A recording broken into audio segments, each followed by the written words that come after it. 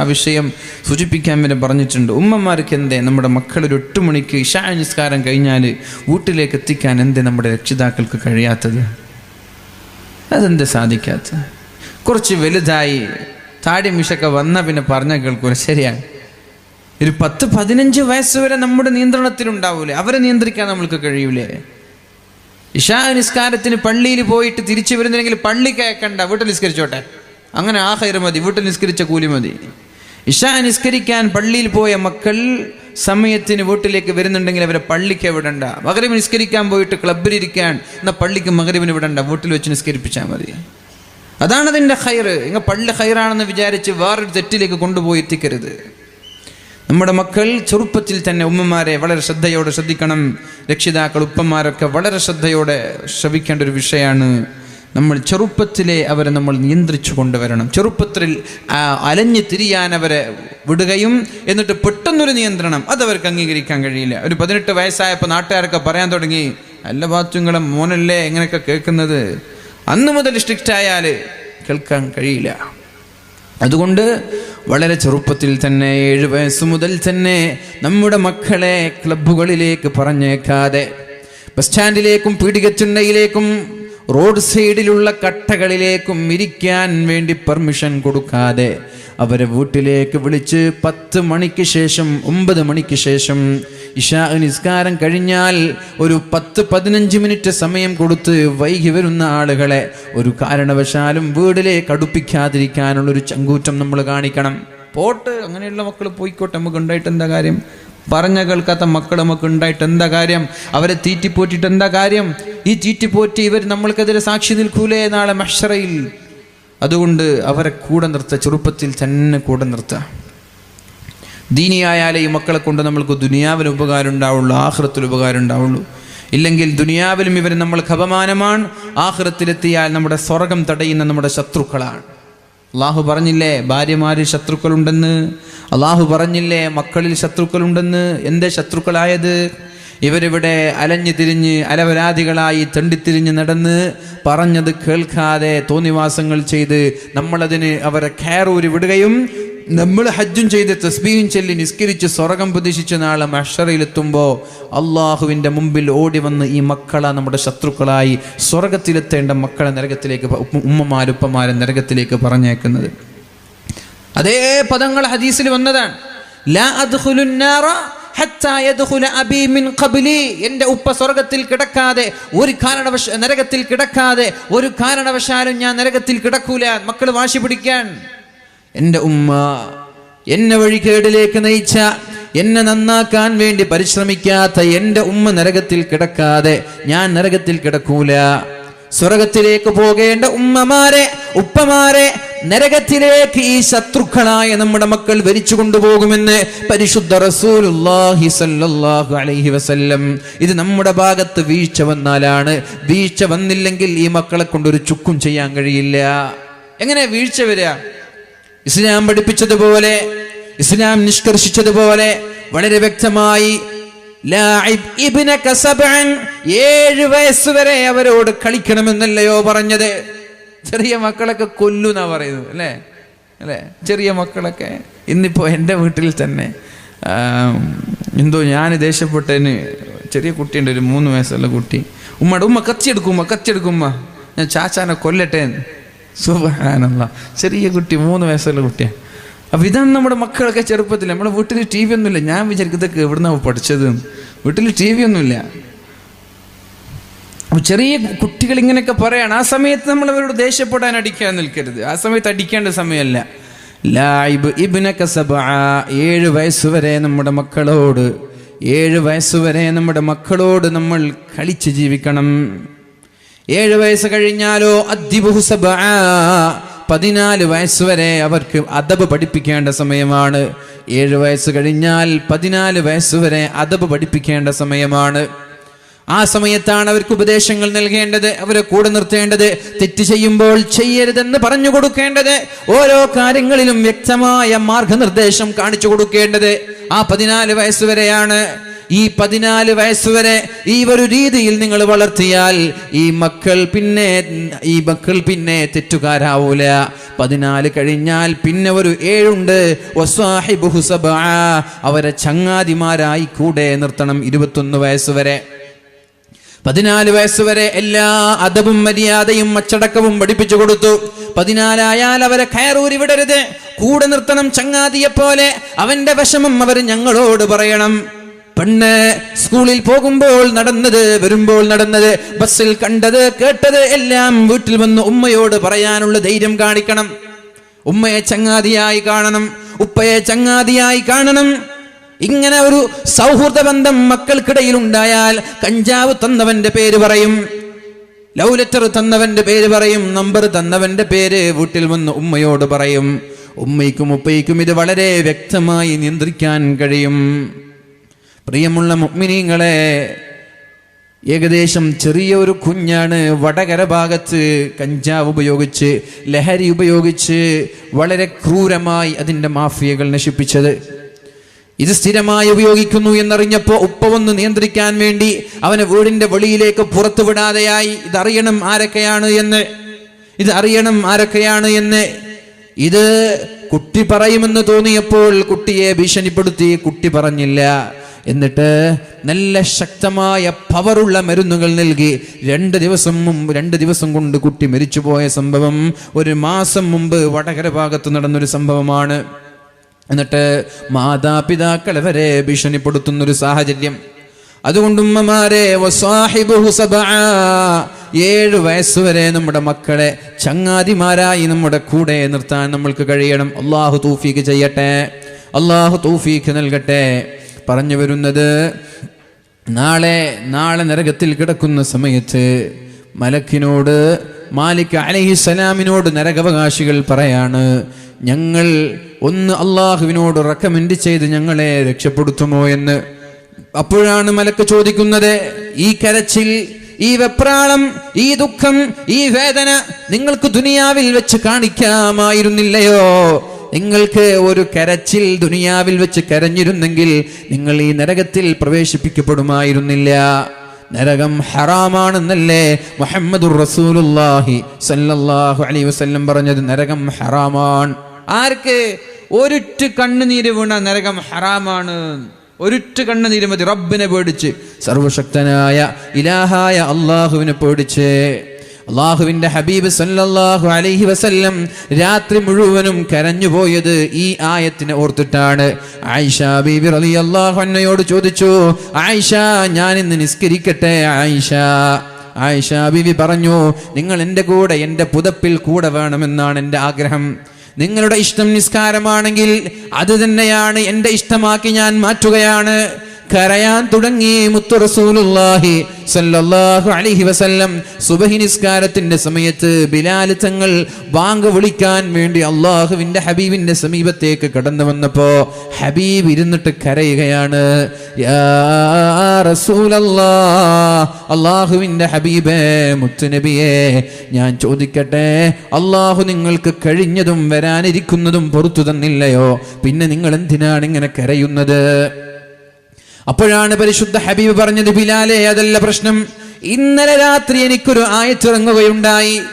ഇന്ന ഫീ ഖൽഖിസ് സമാവാതി വൽ അർള് വഖ്തിലാഫിൽ ലൈലി വന്നഹാർ ലആയാതിൻ ലിഉലിൽ അൽബാബ്.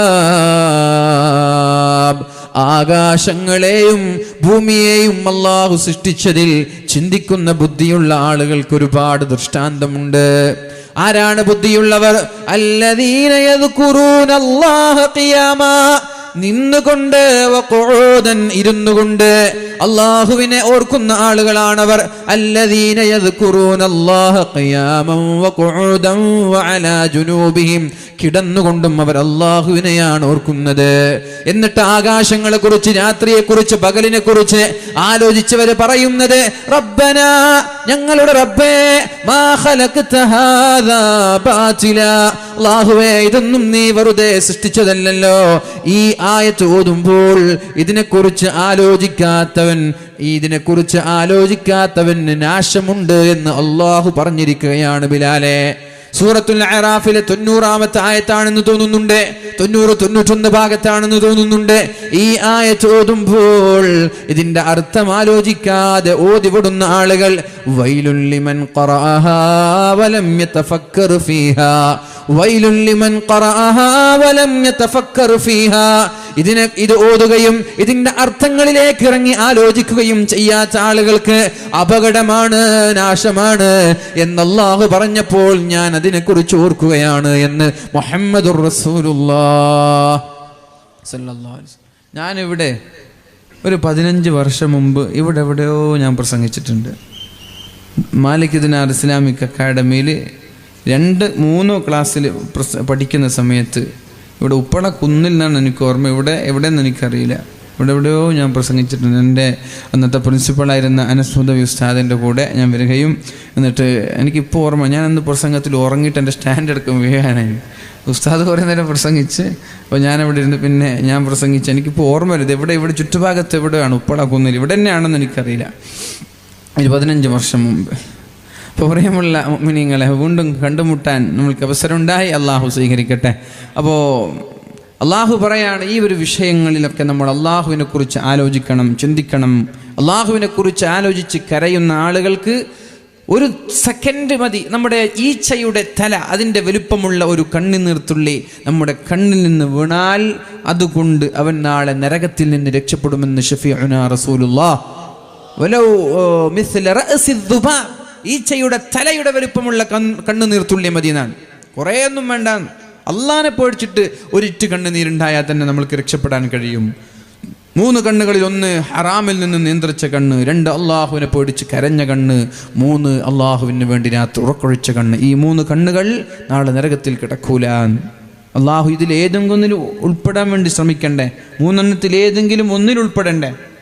1 ഹറാമിൽ നിന്ന് കണ്ണ് നിയന്ത്രിക്കാം, 2 കരയാം, അള്ളാഹുവിനെ ഓർത്തിട്ട് കരയാം, 3 രാത്രി മുഴുവനും ഉറക്കൊഴിക്കാം, അല്ലെങ്കിൽ മിനിമം തഹജ്ജുദിന് വേണ്ടിയിട്ടെങ്കിലും എണീക്കാം. അള്ളാഹു തൗഫീഖ് ചെയ്യട്ടെ.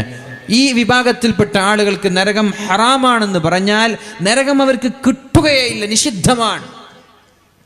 അവർ സ്വർഗത്തിൽ കിടക്കുമെന്നല്ല പറഞ്ഞത്. സ്വർഗത്തിൽ കിടക്കുമെന്ന് പറഞ്ഞാൽ കുറച്ചു കാലം നരകത്തിൽ കിടന്നിട്ട് സ്വർഗത്തിൽ എത്തുമെന്ന് വിചാരിക്കും. അങ്ങനെയല്ല, അവർക്ക് നരകം ഹറാമാണ്. അള്ളാഹു രക്ഷപ്പെടുത്തട്ടെ. മാലിക് അലൈഹിസ്സലാമിനോട് കരയുമ്പോൾ മാലിക് അലൈഹിസ്സലാം പറഞ്ഞത് ഇങ്ങനെയാണ്: ഈ ഒരു കരച്ചിൽ ദുനിയാവിൽ വെച്ച് കരയാമായിരുന്നില്ലയോ എങ്കിൽ നിങ്ങൾക്ക് രക്ഷപ്പെടാമായിരുന്നില്ലേ എന്ന് മഹാനായ മാലിക് അലൈഹിസ്സലാം ചോദിക്കുന്നുണ്ടവരോട്. ആ സമയത്താണ് ജിബ്രീൽ അലൈഹിസ്സലാം മാലിക് അലൈഹിസ്സലാമിന്റെ സമീപത്തേക്ക് കടന്നു വരുന്നത്. അല്ല ജിബ്രീലേ, ഇവിടെ ഉമ്മത്ത് മുഹമ്മദ് ഉണ്ടല്ലോ, മുഹമ്മദ് നബിയുടെ സമുദായമുണ്ടല്ലോ എന്ന്. അതെ, ഇവിടെ ചില ആളുകളുണ്ട്, അവരുടെ മുഖം പ്രകാശിതമാണ്. അവരുടെ മുഖം, അവരുടെ ഖൽബിന്, അവരുടെ ഹൃദയത്തിന്, അവരുടെ മുഖത്തിനൊരു പ്രകാശം, വ്യത്യസ്തമായ ഒരു ഭംഗിയുണ്ട്. എന്തേ? അവർ ഉമ്മത്ത് മുഹമ്മദാണ്. അവരുടെ നെറ്റിത്തടങ്ങൾ സുജൂദ് ചെയ്തവരാണ്. അവരുടെ ഹൃദയങ്ങളിൽ ഖുർആനിന്റെ ആയത്തുകളുണ്ട്. മാലിക് അലൈഹിസ്സലാം പറയാൻ, അവരുടെ ഹൃദയങ്ങളിൽ പരിശുദ്ധമായ ഖുർആനിന്റെ ആയത്തുകൾ ഉള്ളതുകൊണ്ട്, നെറ്റിത്തടങ്ങൾ അള്ളാഹുവിന് വേണ്ടി സുജൂദ് ചെയ്യാൻ ഉപയോഗിച്ചതുകൊണ്ട് അള്ളാഹുവിന്റെ ആ ഒരു മഹത്തായ അനുഗ്രഹം ലഭിച്ച ആളുകളാണവർ. ജിബ്രീൽ അലൈഹിസ്സലാമിനെ കാണുമ്പോൾ മഹാന്മാരായ മാലിക് അലൈഹിസ്സലാം നരകാവകാശികൾക്ക് പരിചയപ്പെടുത്തി കൊടുക്കുന്നുണ്ട്. ഇത് ജിബ്രീലാണ്, അള്ളാഹുവിന്റെ ഹബീബിന് സന്ദേശം എത്തിക്കുന്ന ആളാണ്. മുഹമ്മദ് നബിയുടെ പേര് കേട്ടപ്പോൾ നരകാവകാശികളൊക്കെ സന്തോഷം കൊണ്ട് അട്ടഹസിക്കാൻ തുടങ്ങി. എന്നിട്ട് ജിബ്രീലിനോട് പറഞ്ഞു, ജിബ്രീലേ, ഒന്ന് അള്ളാഹുവിന്റെ ഹബീബിനോട് ഞങ്ങളെ രക്ഷപ്പെടാൻ പറയുമോ, ഞങ്ങളെ രക്ഷപ്പെടുത്താൻ പറയുമോ? ഒന്നും വേണ്ട, ഉമ്മത്ത് മുഹമ്മദ് താങ്കളുടെ സമുദായം നരകത്തിലാണ് എന്ന് പറഞ്ഞാൽ മതി. പരിശുദ്ധ ഹബീബിനോട്, പരിശുദ്ധ റസൂലുള്ളയോട് സല്ലല്ലാഹു അലൈഹി വസല്ലം താങ്കളുടെ സമുദായം നരകത്തിലുണ്ട് എന്ന് സൂചിപ്പിക്കണമെന്ന് മഹാനായ ജിബ്രീൽ അലൈഹിസ്സലാമിനോട് പറയുമ്പോൾ ജിബ്രീൽ അലൈഹിസ്സലാം നേരെ സ്വർഗ്ഗത്തിലേക്കാണ് പോകുന്നത്. അവിടെയാണ് പരിശുദ്ധ റസൂലുള്ളാഹി സല്ലല്ലാഹു അലൈഹി വസല്ലമ തങ്ങളുള്ളത്. പരിശുദ്ധ ഹബീബിനോട് വിശേഷങ്ങൾ അന്വേഷിച്ചു. നരകത്തിൽ നിങ്ങളുടെ സമുദായമുണ്ട് എന്ന് പറയുമ്പോൾ അള്ളാഹുവിന്റെ ഹബീബിന് സഹിക്കാൻ കഴിഞ്ഞില്ല. പിന്നെ സ്വർഗ്ഗത്തിലാണ് എന്ന പരിസരബോധം പോലും ഇല്ലാതെ റസൂലുള്ളാഹി സ്വല്ലല്ലാഹു അലൈഹി വസല്ലമ തങ്ങൾ നേരെ നരകത്തിലേക്ക് കടന്നു വന്നിട്ട് നരകക്കാരന്റെ കൈ പിടിച്ച് എല്ലാ ആളുകളെയും സ്വർഗത്തിലേക്ക് കൊണ്ടുപോകുമെന്ന് മുഹമ്മദുർ റസൂലുള്ളാഹ്. അല്ലാഹു ഇവരിൽ പെടുത്താൻ വേണ്ടി ദുആ ചെയ്യണ്ട, ഇവരിൽ പെടാൻ വേണ്ടിയിട്ട് ദുആ ചെയ്യണ്ട. നമുക്ക് ഇവരിലല്ല പെടേണ്ടത്. നമ്മൾക്ക് ആരിലാ പെടേണ്ടത്? ഒരു സെക്കൻഡ് പോലും നരകത്തിൽ കിടക്കാത്ത സ്വർഗം നമ്മൾക്ക് ലഭിക്കണം. ഹിസാബില്ലാത്ത അദാബില്ലാത്ത സ്വർഗം ലഭിക്കണം. അല്ലാഹുവേ അവരിൽ ഞങ്ങളെ ഉൾപ്പെടുത്തണേ അല്ലാ, അവരിൽ ഞങ്ങളെ ഉൾപ്പെടുത്തണേ അല്ലാ. ഹിസാബില്ലാതെ അദാബില്ലാതെ സ്വർഗത്തിലേക്ക് കടക്കുന്ന മുത്തഖീങ്ങളിൽ ഉൾപ്പെടുത്തണേ അല്ലാ. പറഞ്ഞു വരുന്നത് അല്ലാഹു പറയാണ്, രണ്ട് വിഭാഗം ആളുകളാണുള്ളത്. ചില ആളുകൾ നരകത്തിലാണ്. ഏതുവരെ? ഖിയാമത്ത് നാൾ കഴിഞ്ഞ് ആകാശങ്ങളും ഭൂമിയും നിലനിൽക്കുന്ന കാലത്തോളം, അഥവാ അനന്തമായി മരണമില്ലാത്ത കാലം വരെ അവർ നരകത്തിലാണ്. ചില ആളുകൾ നരകാവകാശികളല്ല, ഇവർ വിജയിച്ചവരാണ്, ഇവർ സ്വർഗത്തിലാണ്. ഇവരും അനന്തമായി മരണമില്ലാതെ അനന്തമായി ഒരുപാട് കാലം സ്വർഗത്തിൽ കിടക്കുന്നവരാണ് എന്ന് അള്ളാഹു നമ്മോട് പഠിപ്പിക്കുമ്പോൾ, മരണമില്ലാത്ത ആ സ്വർഗത്തിലേക്ക് പുറപ്പെടാനുള്ള ജൈത്രയാത്രയിലാണ് നമ്മൾ. ആ സ്വർഗം എത്തിപ്പിടിക്കാനുള്ള മത്സരത്തിലാണ് നമ്മൾ. ആ സ്വർഗം എത്തിപ്പിടിക്കാനുള്ള അതീവ പ്രയത്നത്തിലാണ് നമ്മൾ. അള്ളാഹു നമ്മൾക്ക് സ്വർഗം നൽകട്ടെ. അതിനുള്ള 8 വിജയമന്ത്രങ്ങളാണ് വിശദീകരിക്കാതെ ഞാൻ വളരെ വേഗത്തിൽ പറയാൻ പോകുന്നത്. മഹാനായ ഹാതിമുൽ അസ്ം റളിയല്ലാഹു അൻഹു തന്റെ ഉസ്താദായ ശഖീഖുൽ ബൽഖി, അദ്ദേഹം 30 വർഷമാണ് ഉസ്താദിന്റെ കൂടെ ശിഷ്യൻ പഠിച്ചത്. 30 വർഷമാണ്. ഹാതിമുൽ അസ്ം എന്ന് പറയുന്ന ശിഷ്യൻ ഉസ്താദായ ശഖീഖുൽ ബൽഖിയുടെ വീട്ടിൽ പോയിട്ട് 30 വർഷം ഇൽമ പഠിച്ചു. പണ്ടത്തെ പോലെ സ്ഥാപനങ്ങളൊന്നും ഇല്ലല്ലോ. ഇപ്പൊ ഉസ്താദ് കുട്ടികളെ തേടിയിട്ട് വരാൻ. പണ്ട് കുട്ടികൾ ഉസ്താദിനെ തേടിയിട്ട് പോവായിരുന്നു പതിവ്. അങ്ങനെ 30 വർഷം കഴിഞ്ഞപ്പോ ഉസ്താദ് ചോദിച്ചു കുട്ടിയോട്, ഹാതിമുൽ അസ്ം തങ്ങളോട് ചോദിച്ചു, സ്വഹബതനി മുൻദു 30 സന, 30 വർഷമായി താങ്കൾ എൻ്റെ കൂടെ പഠിച്ചുകൊണ്ടിരിക്കുകയാണ്. ഇതിൽ നിന്ന് എന്താ നിങ്ങൾക്ക് കിട്ടിയത്? അങ്ങനെ ചോദിക്കൂലേ? ഇപ്പൊ ഇന്ന് വാല കഴിഞ്ഞിട്ട് വീട്ടിലെത്തിയാൽ ഉമ്മ ചോദിക്കും, മോനെ നീ വാല കേട്ടോ? അങ്ങനെ ചോദിക്കുന്ന ഉമ്മമാരുണ്ടോ? എവിടെ? വാലിന് ഇരുന്നോന്ന് തന്നെ അറിയില്ല. എനിക്കൊക്കെ ഓർമ്മയുണ്ട് പഴയ കാലത്ത് നമ്മുടെ പഠിക്കുന്ന സമയത്തൊക്കെ ഉപ്പമാരെ, എൻ്റെ ഉപ്പൊക്കെ പള്ളിയിലേക്ക് മഗ്‌രിബ് നിസ്കാരത്തിന് കൊണ്ടുപോയാൽ, മഗ്‌രിബ് നിസ്കാരം കഴിഞ്ഞ് ഇശാ കഴിയാതെ പള്ളിയിൽ നിന്ന് പുറത്തു പോയാൽ ചോദ്യം ചെയ്യും. അതിൻ്റെ പേരിൽ അടിച്ചിട്ട് വരെയുണ്ട്. റമദാനിലൊക്കെ ളുഹുർ നിസ്കാരത്തിന് പള്ളിയിൽ പോയാൽ അസർ വരെ പള്ളിയിൽ നിന്ന് പുറത്തിറങ്ങാൻ പാടില്ല. അസർ നിസ്കാരം കഴിഞ്ഞിട്ട് പുറത്തിറങ്ങാൻ പാടുള്ളൂ. ഒരു ദിവസം അങ്ങനെ ഇറങ്ങി മെല്ലെ വന്നപ്പോൾ ഉപ്പ ഞാനറിയാതെ പിന്നാലെ വന്നിട്ട് എവിടെയൊക്കെ പോകുന്നത്. ഇതൊക്കെ ചെയ്യേണ്ട ഒരു വിഷയം. നമ്മൾ ഇത്രയും സൂക്ഷ്മമായി മക്കളെ നിരീക്ഷിച്ച് പഠിപ്പിക്കേണ്ടതുണ്ട്. ഇല്ലെങ്കിൽ പിന്നെ ഉപ്പയും ആവുന്നതിന് അർത്ഥമില്ലല്ലോ. അപ്പോൾ ഇവിടെ എൻ്റെ മക്കൾ ഇവിടെ വാല് കേട്ടിട്ടുണ്ടോ എന്ന് വരെ പല ഉമ്മമാർക്കറിയില്ല, പല ഉപ്പമാർക്കറിയില്ല. എൻ്റെ മക്കൾ ഇവിടെ ഉണ്ടോ, വന്നിട്ടുണ്ടോ, അല്ല വീട്ടിലാണോ, അല്ല ക്ലബിലാണോ, അല്ല അങ്ങാടിയിലാണോ എന്ന് വരെ നോക്കൂല. പ്രിപ്പർ നോക്കൂല. എൻ്റെ മകൻ വന്നിട്ടുണ്ടോ ഒന്നും ചോദിക്കൂല. ഇനി വീട്ടിലെത്തി നേരെ പോവും, ഭക്ഷണം കഴിക്കാനുണ്ടെങ്കിൽ കഴിക്കും, കഴിച്ചിട്ട് കിടന്നുറങ്ങും. മക്കൾ വീട്ടിൽ വന്നോ അതും അറിയില്ല. ഇതൊക്കെ മാറണം മുഅ്മിനീങ്ങളെ. ചെറിയൊരു ശ്രദ്ധ നമ്മുടെ മക്കളിൽ ഉണ്ടാവണം. ഞാനൊരു കാര്യം പറയട്ടെ. കാസർഗോഡ് ജില്ലയിൽ കാഞ്ഞങ്ങാടിൽ ഒരു വലിയൊരു ഉറൂസ് നടക്കുന്നൊരു സ്ഥലത്ത് ഒരു RSSകാരൻ പർദ്ദയിട്ട് സ്ത്രീകളുടെ സദസ്സിലേക്ക് വന്നൊരു സംഭവം ഒരാഴ്ച മുമ്പ് നടക്കുകയുണ്ടായി. പർദ്ദയിട്ടിട്ട് പെണ്ണുങ്ങളുടെ ഭാഗത്തേക്ക് ഒരു RSSകാരൻ, എൻ്റെ സുഹൃത്താണ് ആളെ പിടിച്ചത്. ഇങ്ങനെ നടക്കാണ്, പർദ്ദ ഇട്ടിട്ട് ഇങ്ങനെ നടക്കാണ്. നടത്തത്തിൽ എന്തോ ഒരു പന്തികേട് തോന്നിയപ്പോൾ പിന്നാലെ ഫോളോ ചെയ്തു. ആണ് നടക്കുന്ന പെണ്ണ് നടക്കുന്നൊരു വ്യത്യാസമില്ലേ? ആണ് മസിൽ പിടിച്ച് നടക്കും, പെണ്ണ് കൊണിച്ച് നടക്കൂലേ? അപ്പോൾ എന്തൊരു വ്യത്യാസം തോന്നിയിട്ട് അങ്ങനെ ഫോളോ ചെയ്തു. സ്ത്രീകളുടെ ഭാഗത്തേക്ക് കയറി. സ്ത്രീകളുടെ ഭാഗത്തേക്ക് കയറിയപ്പോൾ ഇവൻ്റെ പരിചയമുള്ള സഹോദരന്മാരൊക്കെ വിളിച്ചൊന്ന് നോട്ട് ചെയ്യാൻ പറഞ്ഞു. ശിവർക്കൊന്നും ഇതിൽ സംശയം തോന്നിയില്ല. ശിവനിങ്ങനെ സംശയമുണ്ട്. കുറേ നേരം നോക്കിയപ്പോൾ അതേ പെണ്ണ് ഇങ്ങനെ പുറത്തു വരുന്ന കണ്ടപ്പോൾ ഫോളോ ചെയ്തു. ബാക്കിൽ ഒരാളുണ്ട് എന്നറിഞ്ഞപ്പോൾ സ്പീഡ് കൂട്ടി. പേര് ചോദിച്ചു. കൃത്രിമമായ ശബ്ദത്തിൽ എന്തോ പറഞ്ഞു. കൈ പിടിക്കുമ്പോൾ കൈ തട്ടുമ്പോൾ ആണിൻ്റെ കൈയും പെണ്ണിൻ്റെ കൈയും കണ്ടാൽ അറിയില്ലേ? പർദ്ദ വലിച്ചൂരി നോക്കുമ്പോൾ നല്ല മീശക്കുള്ള നല്ലൊരു ചെറുപ്പക്കാരൻ. കയ്യൊറയുണ്ട്, മുഖം മറിച്ചിട്ടുണ്ട്, പർദ്ദ ഇട്ടിട്ട് ഒരാഴ്ച മുമ്പ് ഒരു ഉറൂസിൽ പങ്കെടുത്താണ്. എന്തിനു വന്നതാ? എന്തിനായിരിക്കും വന്ന്? എന്തിനായിരിക്കും? പെണ്ണിൻ്റെ വേഷം കെട്ടി ഉറൂസിൻ്റെ വേദിയിൽ വന്നിട്ട് താൻ ഇഷ്ടപ്പെടുന്ന കാമുകിക്ക് ഫോൺ ചെയ്യാം, അതാ ഞാനിവിടെ ഉണ്ട്, ഇവിടെ വാന്ന്. എന്നിട്ട് പെണ്ണെന്തെയും വന്നിട്ട് അവിടെ ഇവൻ്റെ കൂടെ ഇരുന്നിട്ട് കസേരയിൽ വാല് കഴിയുന്നത് വരെ സംസാരിച്ചാൽ ഇപ്പുറത്തുള്ള ഉമ്മാക്കറിയോ ഇത് RSSകാരനാണ്, ഇത് കാമുകനാണെന്ന് ഉമ്മക്കറിയോ? ഇല്ല. ഉമ്മ എന്താ വിചാരിക്കുക? ഇത് സ്കൂളിൽ പഠിക്കുന്ന ഏതെങ്കിലും ചങ്ങാതി ആയിരിക്കും, അല്ലെങ്കിൽ നാട്ടിലുള്ള ഏതെങ്കിലും ചങ്ങാതി ആയിരിക്കും. 2 മണിക്കൂർ ഇവർ കയ്യും പിടിച്ചിട്ട് ഇവിടെ നടന്നു, അങ്ങാടിയിൽ നടന്നു, പുറത്ത് നടന്നു. ഇനി ഏതെങ്കിലും വീട്ടിലേക്ക് കയറിപ്പോയാലും ഏതെങ്കിലും ആരും കാണാത്ത സ്ഥലത്തെത്തിയാൽ ആരെങ്കിലും സംശയിക്കും, രണ്ടാളും പെണ്ണല്ലേ? ഇതൊക്കെ നടക്കുകയാണ്. ശ്രദ്ധിക്കണം, വല്ലാതെ ശ്രദ്ധിക്കണം. വേദനയൊക്കെ വരുമ്പോൾ മക്കളൊക്കെ തനിച്ചാക്കി വീട്ടിലിട്ട് വരരുത്. വാതിന് വരുമ്പോൾ ഒരു വലിയൊരു വാതിൻ്റെ സദസ്സിലേക്ക് വരുമ്പോൾ ഒരു പെണ്ണ് പറഞ്ഞത്രേ, ഞാൻ വരുന്നില്ല, എനിക്ക് പഠിക്കാനുണ്ട്. ഉപ്പത് കേട്ടിട്ട് ഉപ്പയും ബാക്കിയുള്ള ആളുകളൊക്കെ വാതിന് വന്നു. പെണ്ണ് ഇത് മുമ്പേ പ്ലാൻ ചെയ്താണ്. ഉപ്പ പോയ സമയത്തേക്ക് ഒരു കാമുകനെ വീട്ടിലേക്ക് വിളിച്ചു വരുത്തി.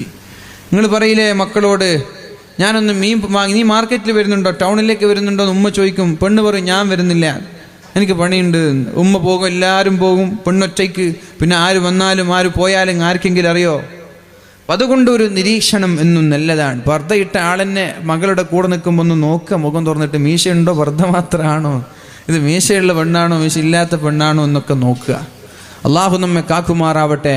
അടിച്ചു, ശരിക്കടിയൊക്കെ കൊണ്ടു. പോലീസുകാരൊക്കെ വന്നു, പ്രശ്നമായി. പത്രത്തിലൊക്കെ ന്യൂസൊക്കെ വന്നിട്ടുണ്ട്. നിങ്ങൾ ഈ പത്രത്തിൽ എത്തിയിട്ടില്ല എന്നുള്ളൂ. അവിടുത്തെ ലേറ്റസ്റ്റ് എന്തൊരു പത്രം ഉണ്ടല്ലോ കാഞ്ഞങ്ങാട്, അത് വായിച്ചാൽ ഞങ്ങൾക്ക് മൊത്തം ന്യൂസൊക്കെ കിട്ടാം.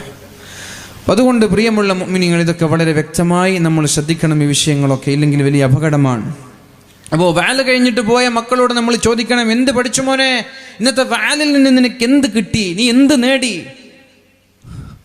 അത് കേട്ട മക്കൾ പറയും, ഞാൻ അത് കേട്ടു, ഇത് കേട്ടു, ഇത് കേട്ടു. വാലിന് വരാത്ത മക്കൾ എന്ത് പറയാനാ? അപ്പോൾ നീ എന്ത് വാല് കേട്ടിട്ടില്ലേ?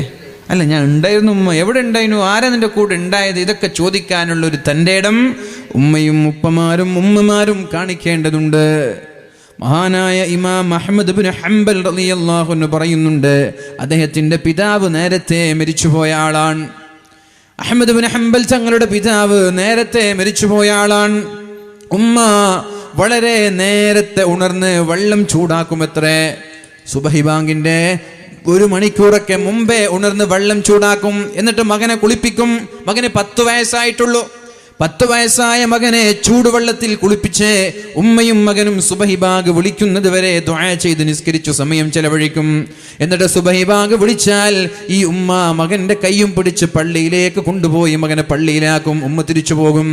എന്നിട്ട് നിസ്കാരം കഴിയുന്ന സമയത്ത് ഉമ്മയുടെ നിസ്കാരം കഴിഞ്ഞ് പള്ളിയിലേക്ക് വന്നിട്ട് ഈ മകനെയും കൂട്ടി തിരിച്ചു പോകും ഉമ്മ.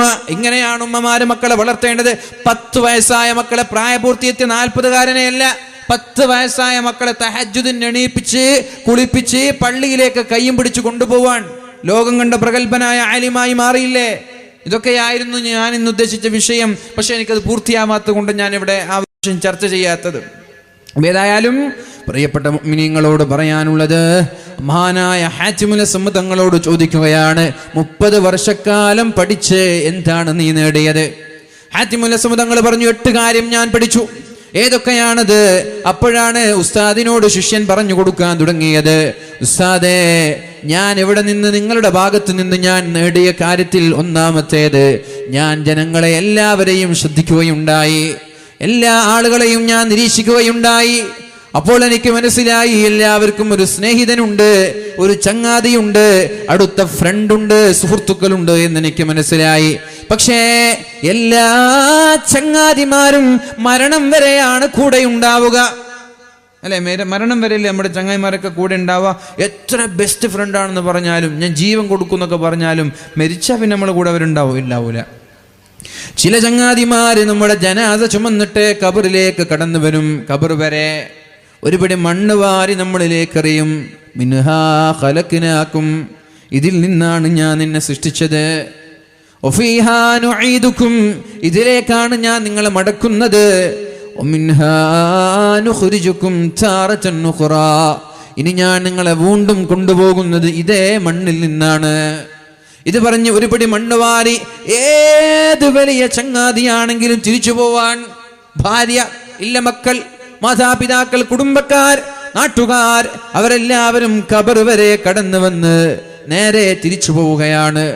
ഈ ചങ്ങാതിമാരുണ്ടായിട്ട് എനിക്കെന്തുപകാരം, ഈ ചങ്ങാതിമാരുണ്ടായിട്ട് എനിക്കെന്തുപകാരം. A friend in need is a friend in deed.